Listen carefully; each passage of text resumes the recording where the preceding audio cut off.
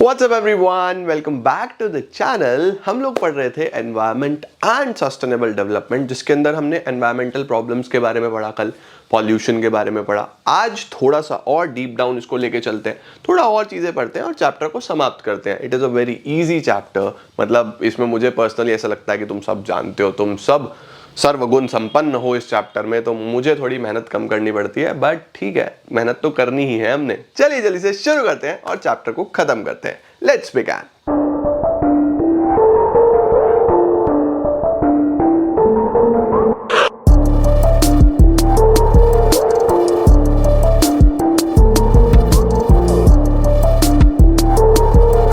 तो स्टार्ट करते हैं हम लोग गाइस आज का टॉपिक। सबसे पहली जो हमें टॉपिक पढ़ना है वो है ग्लोबल वार्मिंग। अब सर ग्लोबल वार्मिंग क्या होता है? देखो नाम में ही है, ओवरऑल टेम्परेचर बढ़ रहा है। टेम्परेचर क्यों बढ़ रहा है सर? बहुत ज़्यादा ट्रांसपोर्ट व्हीकल्स यूज़ हो रहे हैं, है ना। उसके साथ साथ बहुत ज़्यादा पॉइजनस गैसेस प्रोड्यूस हो रही हैं फैक्ट्रीज से। उसके साथ साथ बहुत सारे अदर रीजंस जिस वजह से एनवायरनमेंट में हीट बढ़ रही है। हीट बढ़ रही है तो जिस वजह से ग्लेशियर्स भी मेल्ट हो रहे हैं, जिस वजह से बहुत सारे एनिमल्स को भी प्रॉब्लम हो रही है, बहुत सारी स्पीशीज एक्सटिंक्ट हो गई हैं। इन सारी की सारी प्रॉब्लम्स को एक तरीके से बोला जाए, दैट इज ग्लोबल वार्मिंग। क्या है global warming? Global warming is the observed and projected increase in the average temperature of the earth atmosphere. देखो एवरेज टेम्परेचर बढ़ रहा है। Causes, it is cause due to increase in green house gases like water vapours, carbon dioxide, methane, ozone in the atmosphere. कहां से आ रहा है? Burning of coal and petroleum products, coal और पेट्रोलियम प्रोडक्ट्स की वजह से। डिफॉरेस्ट्रेशन, पेड़ कट रहे हैं तो कार्बन डाइऑक्साइड की मात्रा बढ़ रही है। कैटल प्रोडक्शन, जिससे डिफॉरेस्ट्रेशन हो रहा है, मीथेन प्रोडक्शन हो रहा है, फॉसिल फ्यूल्स। इस वजह से बेटा जी ओजोन हमें ओजोन कह रहा हूं, ग्लोबल वार्मिंग हमें देखने को मिल रही है। और ग्लोबली एक टेम्परेचर बहुत ज्यादा बढ़ा हुआ है, हीट प्रोड्यूस हो रही है ना। आगे लिखा हुआ इससे हो क्या रहा है? Global warming adversely effect the earth, ice melt हो रही है, मैं आपको बता चुका हूं।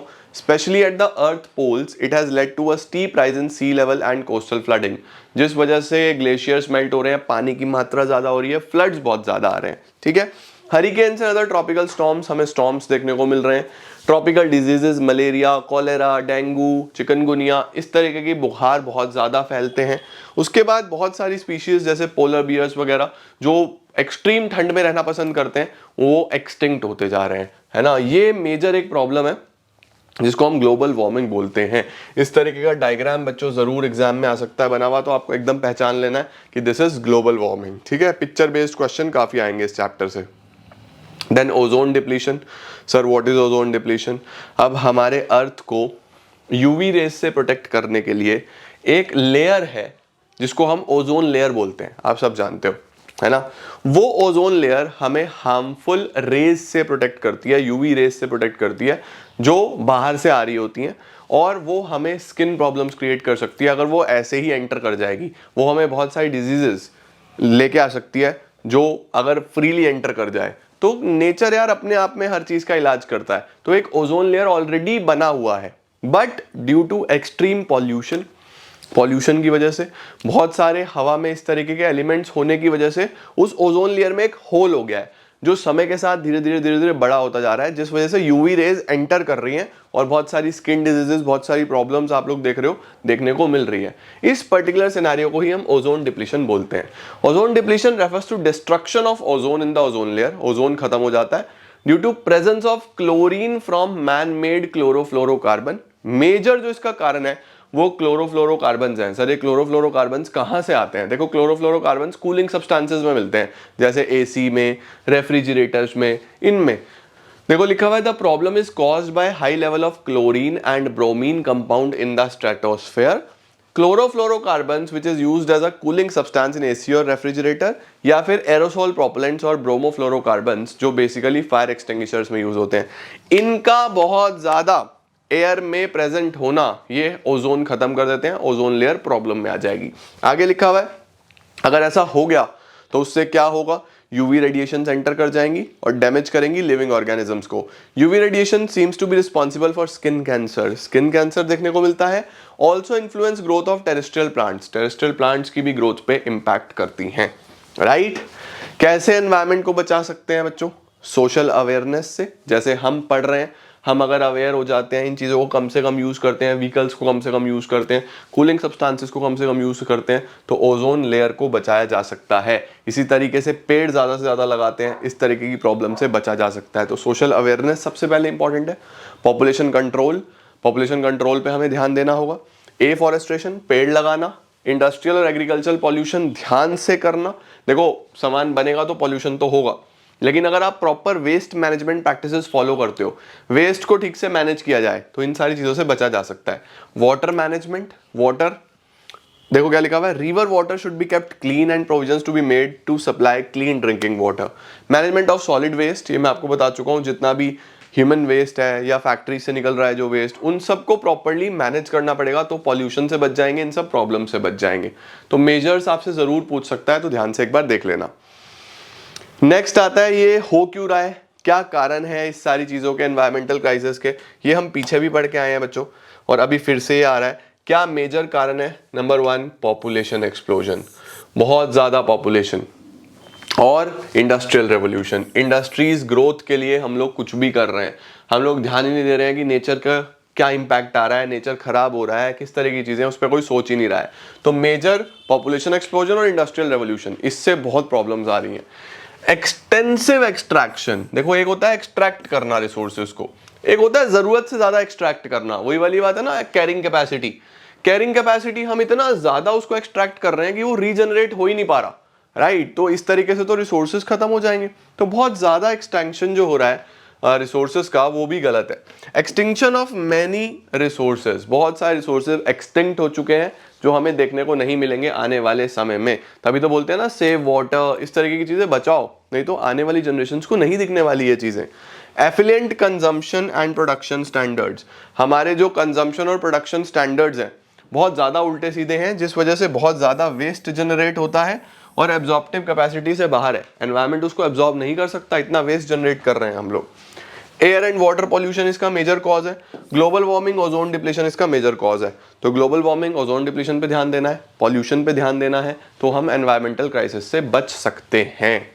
ये है गाइज हमारे major reasons for environmental crisis. I hope basic सा टॉपिक है, आपको क्लियर है। Now sir, what is sustainable development? ये टॉपिक भी आप सबने पहले से पढ़ा हुआ है। सर क्या होता है सस्टेनेबल डेवलपमेंट? सस्टेनेबल डेवलपमेंट का मतलब है बच्चों कि हम रिसोर्सेज को इस तरीके से यूज करें कि हम भी आराम से यूज कर लें और हमारी आने वाली जनरेशन भी उसको आराम से यूज कर लें। ऐसा ना हो कि हम सारे रिसोर्सेज यूज कर लें और आने वाली जनरेशन के लिए कुछ बचा ही नहीं। इसीलिए सस्टेनेबल डेवलपमेंट का कॉन्सेप्ट आया। ये कॉन्सेप्ट ये बोलता है कि रिसोर्सेज को इतने अच्छे तरीके से यूज किया जाए और उनके रीजनरेशन पे फोकस किया जाए ताकि आने वाली जनरेशंस को भी कोई प्रॉब्लम ना हो। देखो क्या लिखा है, it is the process of economic development which aims at raising the quality of life of both present as well as future generations without threatening the natural environment. Natural environment पे impact नहीं आना चाहिए। Sustainable development is the development that meets the need of present generation without reducing the ability of future generation to meet their own needs. Present का भी काम करेंगे और future generation तक भी रिसोर्सेज पहुंचाएंगे। The competitive process of growth and development has led to environmental degradation, बहुत ज्यादा एनवायरमेंटल डिग्रेडेशन हो रहा है कंपटीशन की वजह से, और पॉल्यूशन हो रहा है बहुत ज्यादा। तो हमें क्या करना है, बहुत ध्यान देना है, रिसोर्सेज को प्रॉपर्ली यूज करना है, उनकी रीजनरेशन रिक्रिएशन पे ध्यान देना है, सो दैट आने वाली जनरेशन को प्रॉब्लम ना है। इसी पूरे प्रोसेस को सस्टेनेबल डेवलपमेंट बोला जाता है। ठीक है, क्लियर है? सही है जी। फीचर्स क्या होंगे सस्टेनेबल डेवलपमेंट के? देखो सस्टेनेबल डेवलपमेंट कैसे हो सकता है। सबसे पहले रियल पर कैपिटा इनकम और इकोनॉमिक वेलफेयर पे काम किया जाए, यानी जो पर पर्सन इनकम है वो बढ़े और रिसोर्सेज का अवेलेबिलिटी लोगों तक पहुंचे इन अ नॉर्मल वे, है ना, वेस्ट ना हो, प्रॉपर्ली यूजेज हो। दूसरा रैशनल यूज ऑफ रिसोर्सेज, वही मैं आपको बता रहा था। सस्टेनेबल डेवलपमेंट का मतलब ये नहीं है कि रिसोर्सेज को यूज ना किया जाए, इसका मतलब यह है कि रिसोर्सेज को एक अच्छे तरीके से यूज किया जाए, उल्टा सीधा ना यूज किया जाए। बहुत सारी चीजें जैसे रेन वाटर हार्वेस्टिंग, इस तरीके की टेक्निक्स जिसमें हम पानी को बचा सकते हैं। इसी तरीके से अगर आप ऑर्गेनिक फार्मिंग करते हो, जैसे हमने भी पीछे पढ़ा था, तो ऑर्गेनिक फार्मिंग से आप अपनी सॉइल हेल्थ को इंप्रूव कर सकते हो। तो इस तरीके की चीजों पे ध्यान देना है, रिसोर्सेज को रेशनली यूज करना है। Ability of the future generation to fulfil their needs not to be impaired. Sustainable development stress करता है कि फ्यूचर जनरेशन को अपनी नीड्स को आराम से पूरा करने के लिए रिसोर्सेज अवेलेबल होंगे और उनको हम कोई भी प्रॉब्लम आने नहीं देंगे। चेक ऑन पॉल्यूशन, पॉल्यूशन पे ध्यान देंगे तो भी सस्टेनेबल डेवलपमेंट होगा। सही है बेटा जी। स्ट्रैटेजीज क्या क्या आती हैं सर? कौन कौन सी स्ट्रैटेजीज की मदद से हम सस्टेनेबल डेवलपमेंट कर सकते हैं? इनपुट एफिशिएंट टेक्नोलॉजी, ऐसी टेक्नोलॉजी यूज करी जाए जिसमें कम से कम रॉ मटेरियल में ज्यादा से ज्यादा आउटपुट प्रोड्यूस हो सके, यानी हम कम से कम रिसोर्सेज यूज करें और हमारा जो आउटपुट आए वो ज्यादा से ज्यादा आए। यही तो टेक्नोलॉजी की ग्रोथ है। हमें ऐसी टेक्नोलॉजीज पे काम करना है जो इनपुट एफिशिएंट हो। इनपुट एफिशिएंट मतलब इनपुट कम लगे, आउटपुट ज्यादा आए। दूसरा क्या लिखा है? Use of environment friendly sources of energy. Sources of energy, petrol diesel नहीं यूज करना है, एलपीजी सीएनजी यूज करना है, सोलर एनर्जी यूज करनी है, विंड एनर्जी यूज करनी है। इस तरीके की एनर्जी यूज करनी है जो रिन्यूएबल है और जो हमारे लिए बेहतर है, राइट। इंटीग्रेटेड रूरल डेवलपमेंट, हमें सिर्फ अर्बन एरियाज का डेवलपमेंट ही नहीं करना है, रूरल एरियाज का भी उतना ही ध्यान देना है, एग्रीकल्चर पे भी उतना ही ध्यान देना है, तो ही हम ग्रो कर पाएंगे, राइट। ये इसके अंदर तीसरा स्ट्रैटेजी आ सकता है। इनपुट एफिशिएंट हो गया, एनवायरमेंट फ्रेंडली सोर्सेज हो गया, इंटीग्रेटेड रूरल डेवलपमेंट हो गया। Then convert sunlight into solar energy into electricity. ये मैं आपको बता चुका हूँ पहले ही। इंडिया के अंदर सनलाइट तो बहुत है ना, हमारे पास, हम लोग फॉर्चुनेट इनफ हैं कि हमारे पास सन है और सन से हम लोग एनर्जी को में कन्वर्ट करके इलेक्ट्रिसिटी जनरेट कर सकते हैं। तो सोलर एनर्जी जितनी ज़्यादा हो सके यूज़ करो, बेटर रहेगा। ऑर्गेनिक फार्मिंग पे शिफ्ट करो, ये भी मैं आपको बता रहा था अभी पीछे। Chemical fertilisers, insecticides, pesticides avoid करके हम बेसिकली ऑर्गेनिक फार्मिंग करें।